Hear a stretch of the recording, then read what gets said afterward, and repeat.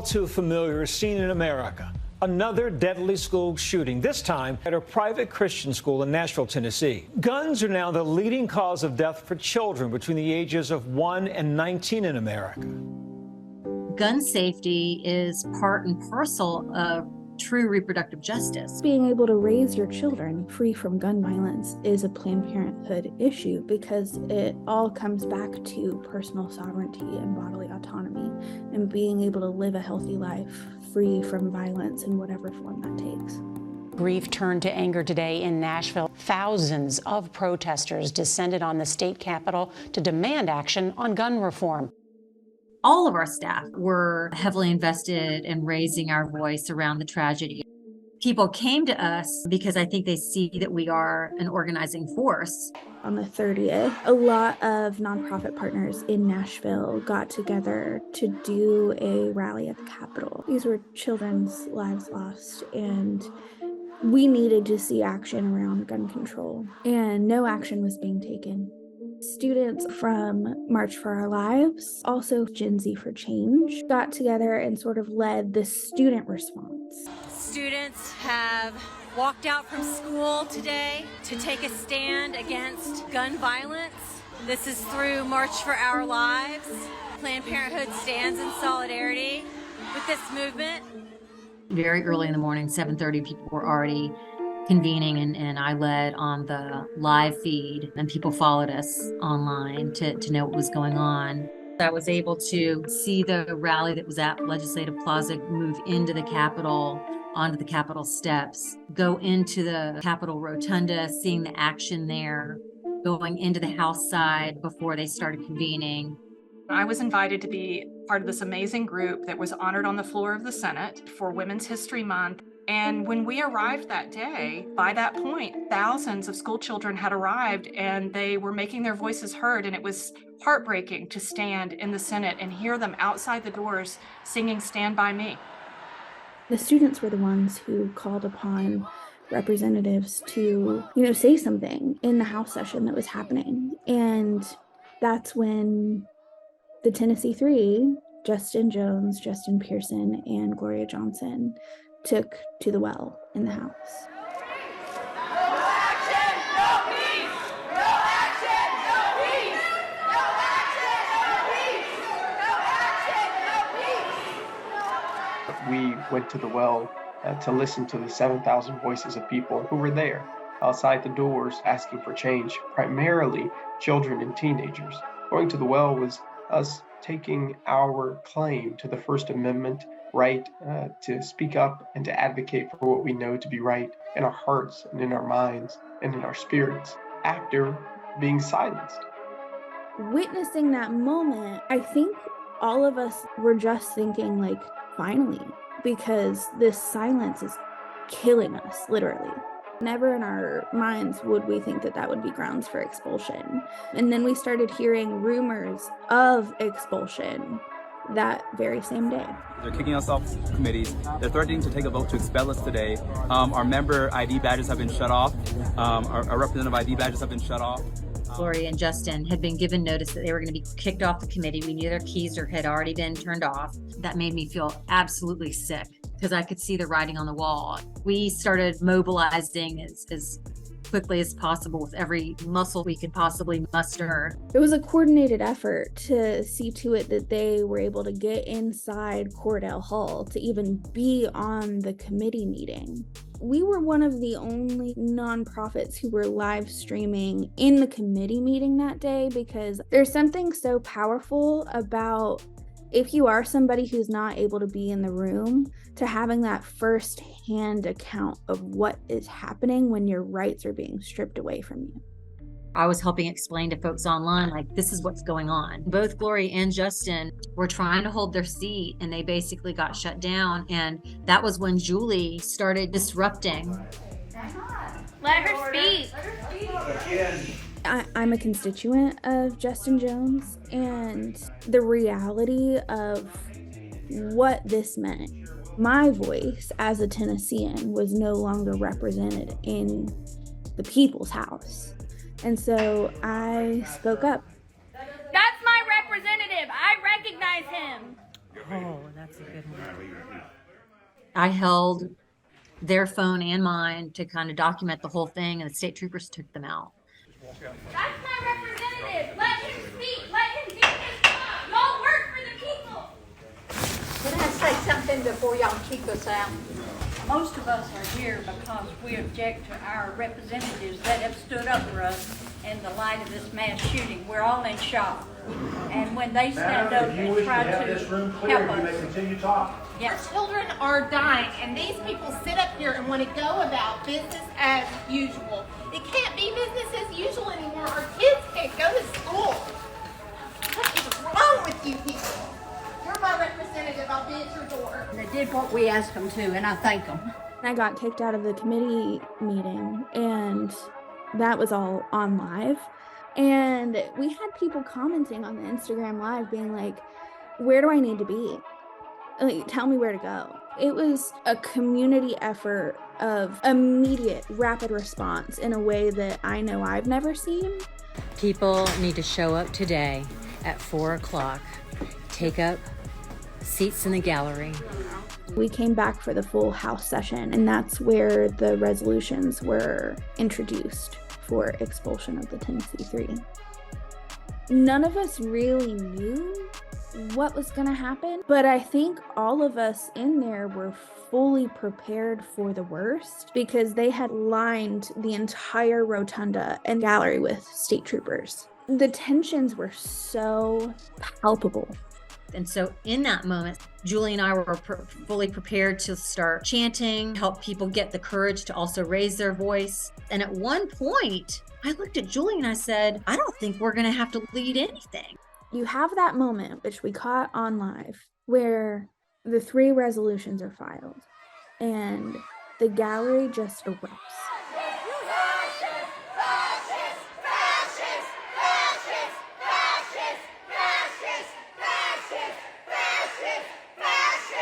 When people started yelling fascists, they, in one word, summed up what it's felt like for Planned Parenthood at the legislature for the last decade. This was the first time I saw on the House floor absolute fear in the eyes of these legislators. They didn't understand really what they had started. For them to say the votes aren't actually going to happen until the next House session, in my mind, that was really dumb of them because they just gave us more time to plan and mobilize, and that's exactly what we did. 3 House Democrats, Justin Jones, Gloria Johnson, and Justin Pearson, are facing expulsion. House Republicans filed 3 resolutions, one to expel each representative. It says they did knowingly and intentionally bring disorder and dishonor to the House last week when they protested inside of the chambers after the deadly school shooting in Nashville. Loud chants and boos could be heard from the House chambers Monday night when the first resolution was read. The House deferred the expulsion vote until Thursday. Community members who were there at the Capitol tonight say they're planning to be there again in support of those 3 Democrats Thursday. I had started a group message with a bunch of other organizers all across the state. It was midnight and I was calling people being like, 1, are you okay?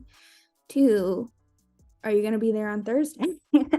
On Monday, we had put together a group chat of leaders from different advocacy groups in Knoxville. We immediately started planning a rally to take place on Tuesday.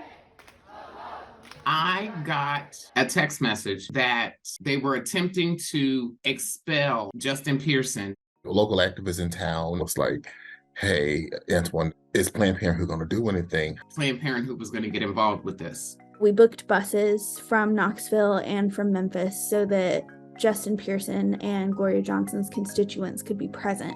Planned Parenthood got a bus for Knoxville, and we were able to pack that bus and ensure we had a good turnout from Knoxville at the Capitol. The morning of the hearing, we still had people signing up for the bus. People were like, I want to go. No one organization could have organized this type of energy across the state. People who had organized for Representative Justin Pearson, people in Gloria Johnson's district, all of the county Democratic organizers, we had agreed we're organizing together because they need to see what the people can do. And in order to do it well, we need absolutely everyone. I've never seen people so excited to go to the gallery the entire time that I've been an organizer. It was just this moment of just pride that I had, like, wow, this is truly what democracy looked like. I get in the gallery and a bunch of Republican staffers are already in there taking up seats. So I sat myself right next to one of them and settled in and was there for 15 hours. Bearing witness to what's going on is activism. It's not only understanding like oppositional power, but it's also understanding our own power, to question who has the power. Outraged Republicans here have a supermajority, more than enough votes to expel the 3 Democrats. Just because you don't get your way, you can't come to the well, bring your friends, and throw a temper tantrum with an adolescent bullhorn. Saying that an elected official, a grown man, is having a temper tantrum, it was worse than a movie. Your actions last week, were they disorderly and disruptive to this House chamber? Representative Jones. I think the honest answer is that I believe that my presence here as one of the youngest Black lawmakers who speaks for my district is disruptive to the status quo. I believe that's what is disruptive. Look at the disrespect with which he has conducted himself today. He pointed derisively at our speaker. We are protecting the integrity of this body. My colleague's statement was eloquent. What he was essentially saying was that Justin is an uppity Negro. To be a witness to Representative Jones's trial and to see how demeaning and degrading the questioning was, they were really showing this country and our state and the people we represent, the vile and the venom in which they speak and operate. All those in favor vote aye. Aye, 73, 24 nays. I hereby declare Representative Justin Jones of the 57th Representative District expelled from the House of Representatives of the 113th Assembly of the State of Tennessee. Gloria Johnson went next, a former teacher who had a student die in a school shooting. Representative, will you agree that your conduct on March 30th was wrongful? My conduct on that day was what I felt compelled in my heart to do for my constituents. The measure to expel Johnson failed by 1 vote. There was some relief when we heard that Gloria Johnson, one of our strongest advocates for reproductive rights in Tennessee, was not voted to be expelled, obviously. But at the end of the day, it wasn't a win. Johnson was asked why her seat was saved while the other 2 lawmakers lost theirs. It might have to do with the color of our skin. Finally, Representative Justin Pearson spoke. I don't personally want attention. What I want is attention on the issue of gun violence. But instead, we're here with a resolution you put up talking about expelling me for advocating for ending gun violence in the state of Tennessee. Pearson, like Jones, expelled. When you talk about freedom, especially being a Black person living in the South, we just don't get to see this level of advocacy for people like us, by us. Watching how the 2 young men were handled, and I used the word handle on purpose because I felt like they were being handled. It felt like a lynching. This narrative of white exceptionalism where like it's less bad when the white person does it, but when the 2 Black representatives go up and do it, they're angry Black men. It was a masterclass on critical race theory. I feel like it was meant to break people, but we did not break. As an organizer, I only feel hopeless or powerless when I feel like nobody cares. And that was never, ever, ever, ever in question that entire day. It laid bare for everyone in Tennessee and ultimately everyone in the world to see how extreme our legislature had become, that they are so afraid of these 2 young Black lawmakers that they had to expel them from their democratically elected seats. I knew in my gut that this was going to blow up in their faces. Absolutely knew it. Yeah, I tell you, this was a bruising moment in Tennessee politics. Never before has a Tennessee lawmaker, never mind 2, been expelled on partisan grounds. But in this polarized country, the gloves are off. Last week, mostly white Republicans in the Tennessee House flexed their supermajority. I'm concerned about the House floor following the process and procedures that are laid out that you should follow and not having a protest, as it was described over here, on the House floor. I've thought a lot about how we got to this moment with the extremism that we have in our legislature, and I date it back to 2014 when we had a ballot initiative in Tennessee that gave the legislature the power to restrict or ban abortion. It really empowered our opposition. It made them feel like they could do anything. But it really wasn't until Donald Trump was elected that we saw the sea change. When we came to the legislature in 2017, I walked up to Cameron Sexton to shake his hand and say hello, somebody who I had spoken to many, many times in his office and had very cordial conversations with, and he refused to shake my hand and turned his back on me. Cameron Sexton's unwillingness to shake my hand got blown up in his unwillingness to listen to 5,000 school kids who are standing outside his door. Suddenly, the so-called Tennessee Three are everywhere. In the streets of Nashville today, on television, and probably in state Republican nightmares. When we realized there was an opportunity that they could be elected back, which now later makes me think, why would they even do that if they knew there was a chance? They should have known we would do that. Monday afternoon, county officials in Nashville meet to discuss temporarily filling the seat that was left by the expulsion of Justin Jones. They could put him right back in his seat temporarily, and local officials will do the same in the coming days to talk about the seat of Justin Pierce. We knew that it would go to a city council vote. So we, as organizers in this coalition, start calling city council members.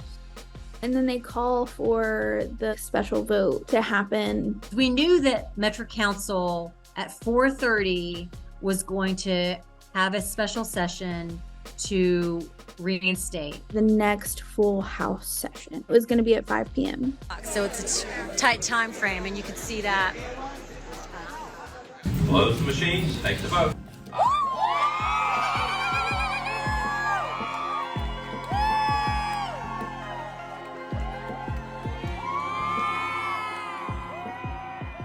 With that amount of people and that amount of chaos, it could have taken easily like an hour for him to get to one location to the other. We were gonna get him in that House session one way or another. But people were so protective of that moment to make sure that it went the way it needed to go and that he was reinstated that day. In my mind, it's a testament to like history was on our side. Welcome our newest member to the House Chamber, State Representative Justin Jones. Mr. Speaker, I want to welcome the people back to the People's House. Justin Jones will serve as interim representative in the seat left vacant by his expulsion. It was really important to our coalition that we do the exact same thing, like show up, show out for Justin Pearson. I'm so glad to have our friends in this movement, Representative Johnson and Representative Jones, here in Memphis. We stand on behalf of Justin Pearson and all that he's done, because that bullhorn was the first time that we may have been heard in over 100 or 200 plus years. So we are going to the county commissioner to say, people matter, our lives matter, our children matter. As a Black organizer, sometimes you wonder, do people really care? I remember just looking at the audience and seeing people standing for something, and I really believe people meant it. We were expecting, a couple of hundred people. We learned it was about 1,000 people that came together in Memphis to march from the Civil Rights Museum over to the county commissioners meeting. And when we say we shut the main street down, we shut the city down so that we could be there for them to vote him back in.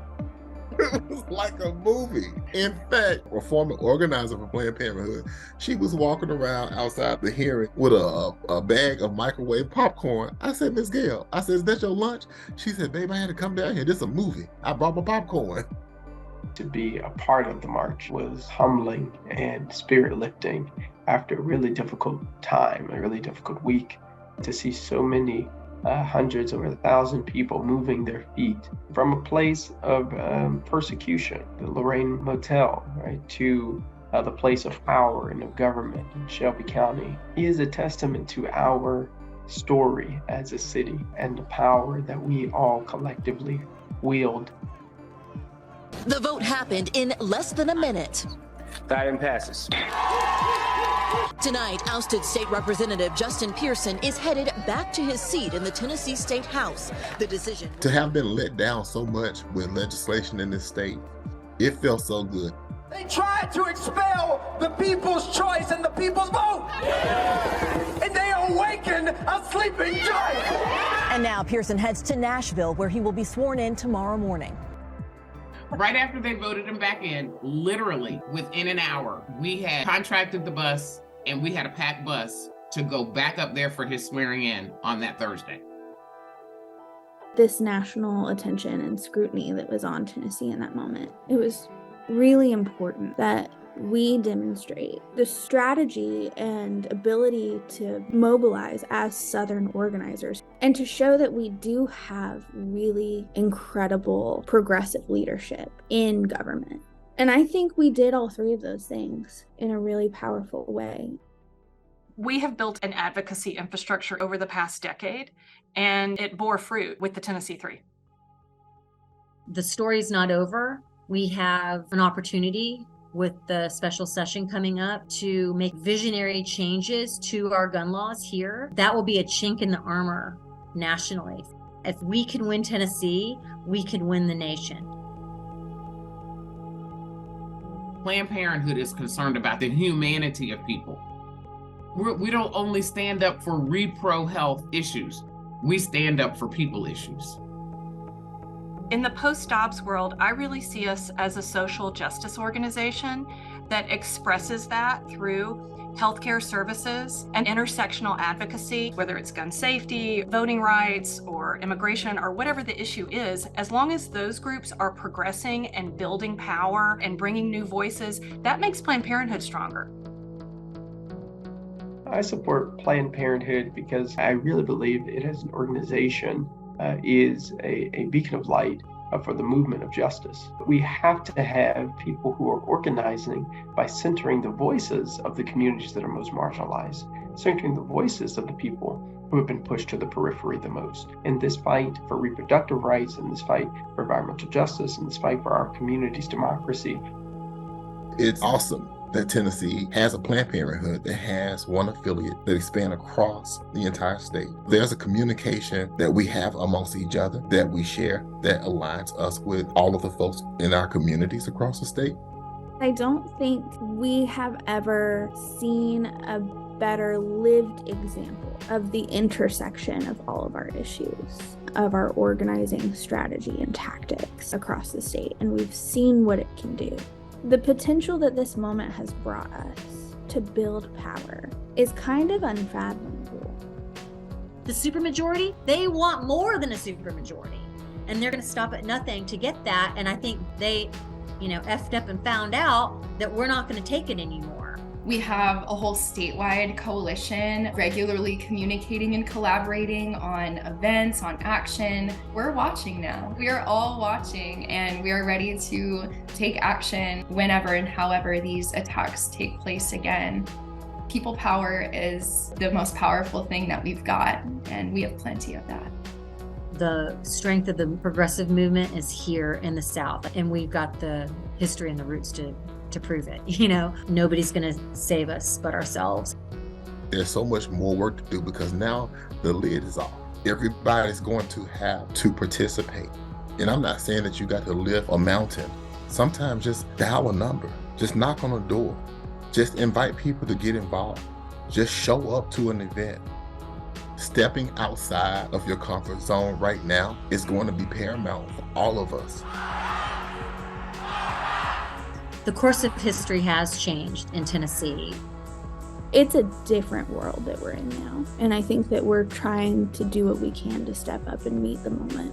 Now is the time for people to be engaged in the voting process, especially our college students and high school students who get ready to vote. It's time to engage them all. Tennessee has the lowest voter turnout rate in the entire country. We're going to fix that.